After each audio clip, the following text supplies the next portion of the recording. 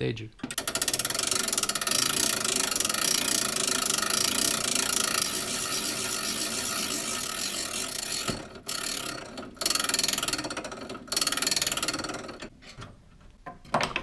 Ça vaut de l'or, ça.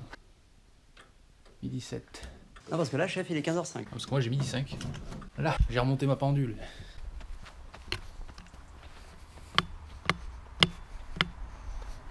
Bien.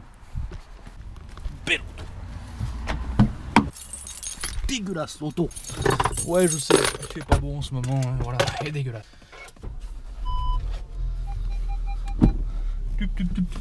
Voilà, belle auto. Salut, ça farte. Là, je vais aller chercher le C15 du Seigneur. Puis après, je vais te montrer un truc. La Polo G40, tu connais? La bouge pas, tu vas voir. Later. La machine du diable. Ça fait longtemps que je l'avais pas conduit.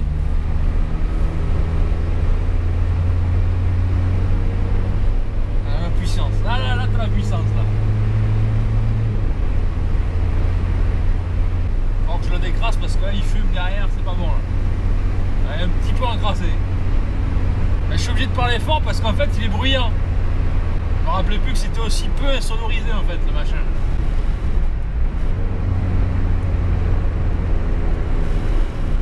Ça fait délirer ce truc. Niveau freinage c'est à chier. La direction je t'en parle même pas. Je me rappelais plus qu'elle était aussi lourde. À mon avis il y a un problème. Hein, j'ai l'impression que je vais aller les rotules. Je vais aller les rotules parce qu'à mon avis, ouais, je sais pas, la direction elle est un peu lourde. Elle est un peu lourde et elle est un peu hésitante. Alors lui derrière avec son Audi A5, je vais le déposer. Ouais c'est bon, hey, je suis en rodage. Il a de la chance, il a de la chance. Il a de la chance. Et là, je vais chercher 2-3 bricoles là, avec la seigneurie. Et après, je vais te parler de la Polo G40. Comme je t'ai dit au début, je vais t'expliquer ce que c'est qu'une Polo G40. Je vais te montrer. Si tu connais pas, attends. Et là, ça tremble. Il y a du jeu dans la direction. Et le parallélisme laisse à désirer. Il y a du jeu dans la direction. Et le parallélisme laisse à désirer. Je pense que je suis pas le seul à avoir remarqué ça, mais étant un grand fan de la série Breaking Bad, quand tu conduis un C15, alors si tu conduis un C15 et que tu es fan de la série Breaking Bad, tu peux pas passer à côté de ce détail.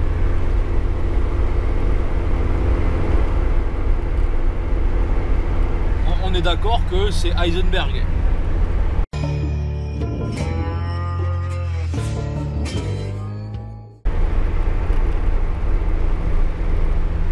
C'est clair. Mais oui, c'est clair. Mon Dieu, cette puissance infernale. Là, le citadin c'est mort, il va pas voir le jour avec sa poubelle là devant. Là, ça a pas d'allure. Allez, prends-toi ça dans la gueule. Arme ça, arme ça. Arme ça. Là, c'est la machine du diable, ça, je te le dis. Là, il y a l'autre qui est revenu avec son Audi S5. Attention, il double. L'enfoiré. Bon, il a de la chance, je suis en rodage. Je tombe la 4, je le défonce.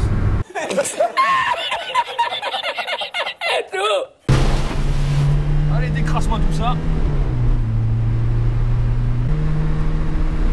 Non, ça semblerait être casse-pied, on est de nouveau à 140. Et en rodage, j'ai précisé qu'il ne faut pas dépasser le 110. Ça pousse. Et tu ressors de là, t'as les bras en pompe, t'es Dwayne Johnson à la fin.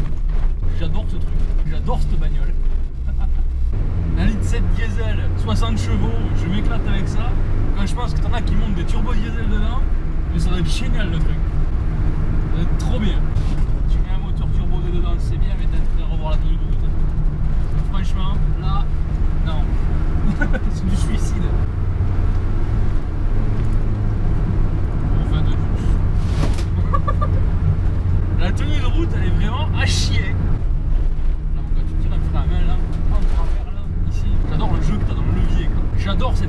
vraiment, si je devais choisir entre une Tesla et un C15, ah, sans hésiter, je prends le C15. Hôtel des potes, hein. Quand elle est débridée, on peut tracer une Audi Quattro sur Paris-Lyon. C'est un vrai bolide cette voiture. Il y a un petit peu de bruit, mais c'est normal. Ah, la corde là. Oh, 22 dux. Oh la vache. Ah, c'est quelque chose à ne pas mettre entre toutes les mains. Comment dire que le freinage, ben, faut pas avoir peur. En fait, j'ai l'impression qu'à la place de la pédale de frein, ils ont mis une éponge. Un goût de tes mains. Quand tu sais pas quoi faire le dimanche, tu vas au magasin de bricolage et tu t'éclates. Ah ouais merde, c'est un sens interdit là. Ah ouais merde, je l'ai grillé moi hier ça. Et le con. Ah, je viens de remarquer qu'il y avait un sens interdit en fait. Ah ouais d'accord. Et moi hier, qu'est-ce que je fais? Ben je le grille. Ah mais c'est bien, il est super pour le sens interdit, génial. Je me garerai à ma place. Tiens, là.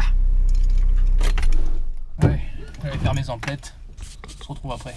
A few moments later. Salut, ça parte.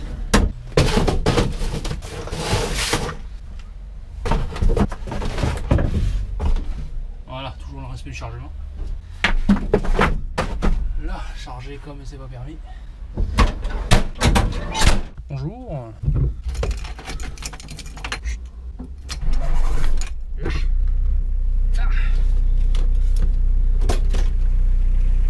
Qu'est-ce que c'est que cette merde?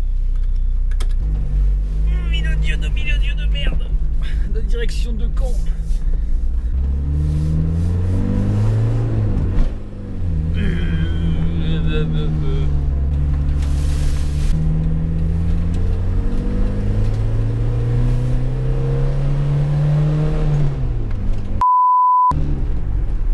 Attention, départ arrêté. Je vais activer le launch control. Attention. Voilà. C'est le premier C15 de l'histoire équipé d'un launch control. Là, je fais un départ sans patiner. Nickel. Propre. Même en F1, ils ont pas ça.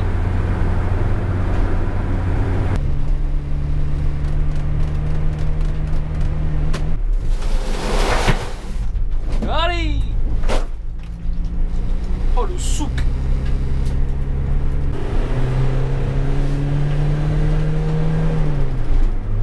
Avec ça, s'il n'est pas décroisé.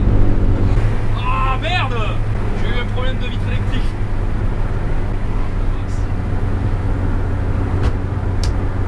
Bon, j'ai trop envie de m'en acheter un C15 sans décoller. Si j'avais pas cette voiture chez moi, je me rêve un C15 mais et le swapper en turbo diesel. Un C15 turbo D là. J'aimerais trop ça, un C15 en carrosserie vraiment comme celui-là qui paye pas de mine, vraiment avec un peu de point de rouille par-ci par-là, mais avec des bons trains roulants,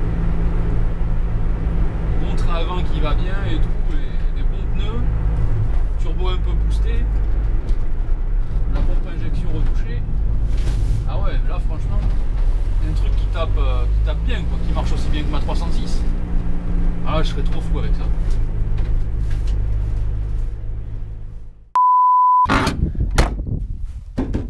Bonne bagnole. Tout à l'heure, je te parlais de Polo G40. Donc voilà, en fait, une G40, c'est ça. Voilà. Polo G40. Ça paye pas de mine comme ça, mais ça pousse. Qu'est-ce qu'une Polo G40? Pourquoi Polo G40? Voilà, G40. Les gens connaissent plus la Golf G60. Sur le principe, c'est la même chose. En fait, l'appellation G, 40 ou 60, c'est par rapport à la suralimentation du moteur par un compresseur. Non pas un turbocompresseur, qui n'a rien à voir, compresseur volumétrique, entraîné par le vilebrequin à l'aide d'une courroie. Voilà, c'est le moteur qui fait tourner une turbine en fait, entre guillemets. C'est pas une turbine, mais bon, enfin voilà, c'est pour l'exagération. Et ça comprime de l'air, comme un turbo, et ça suralimente, et puis ça pousse, ça pousse. Voilà. À une main. Donc voilà le bloc, 1272 cm3, petit moteur, hein, tout petit comme ça. Donc voilà le compresseur. Voilà.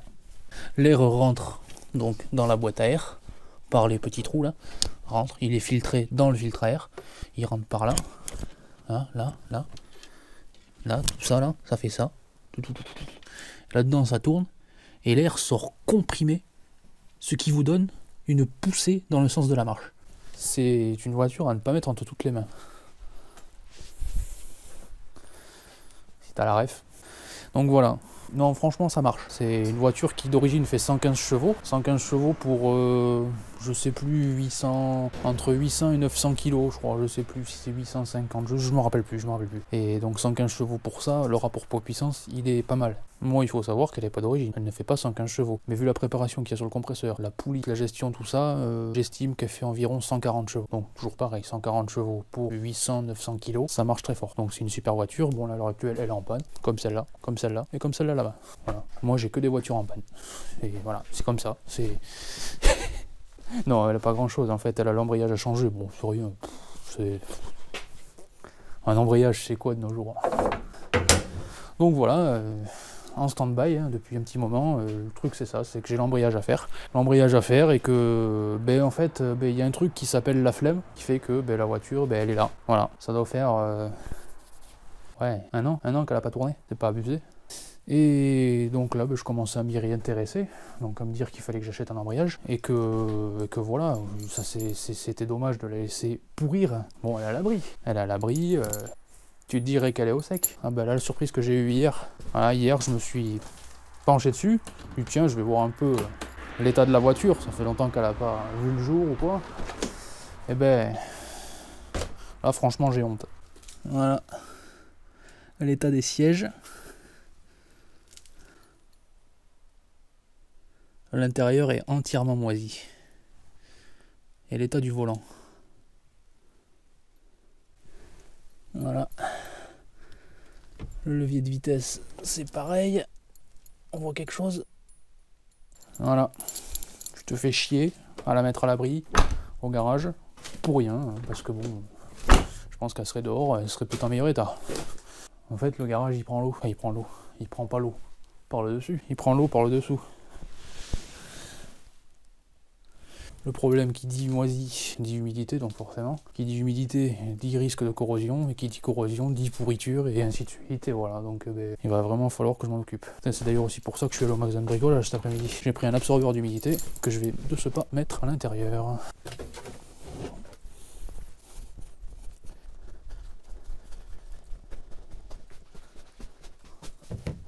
Je pense que j'ai prévu assez gros en fait. Où c'est que je vais le mettre? Voilà. On verra ce que ça vaut.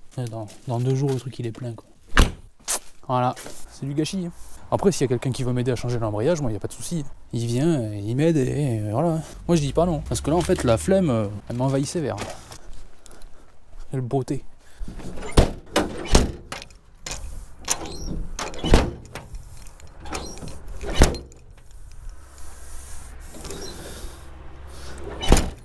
Voilà.